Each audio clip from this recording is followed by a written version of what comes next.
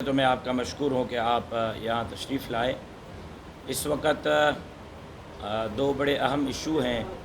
ایک تو پورا سندھ تقریباً 29 میں سے 20 اضلاع فلڈ کے اس میں زد میں آئے ہوئے ہیں اور آفت زدہ قرار دیے گئے ہیں۔ میں حیران ہوں کہ اتنے دنوں سے بارش کا پانی جمع ہے، لوگ بے گھر ہیں، کھانے کے لیے کچھ نہیں ہے، سر ڈھانپنے کے لیے کوئی چادر نہیں ہے۔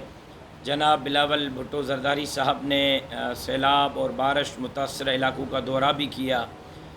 2007 سے 2020 تک تو بلاول صاحب کو یہ علاقے یاد نہیں آئے۔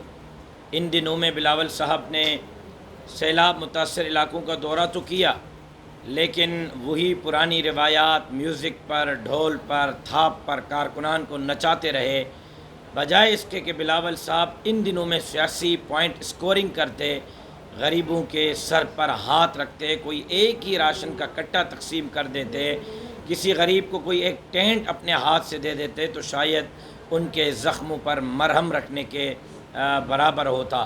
لیکن ہمیشہ کی طرح سندھ حکومت جو نااہلی کا ثبوت دیتی رہی ہے، ان بارشوں کے دنوں میں بھی مکمل طور پر سندھ حکومت نااہل ہو چکی ہے، ان معاملات پر ڈیلیور نہیں کر سکی۔ اور میں خود سانگھڑ سے لے کر تھر پارکر، عمر کوٹ، میر پرخاس، ٹنڈو محمد خان، ٹنڈو الہیار، مٹیاری، جامشور و دادو تمام اضلاع کا وزٹ کر رہا ہوں۔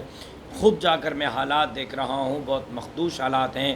سندھ حکومت سے میں مطالبہ کرتا ہوں کہ فوری طور پر اس مرتبہ خدا کے لیے اپنے بنگلے بھرنے کے بجائے، اپنی لگژری گاڑیاں خریدنے کے بجائے کچھ تو سندھ کے عوام کو ڈیلیور کریں، کچھ تو ان غریبوں کے حقوق کا جو آپ دعویٰ کرتے ہیں ان کو حقوق دینے میں اپنا کردار ادا کریں۔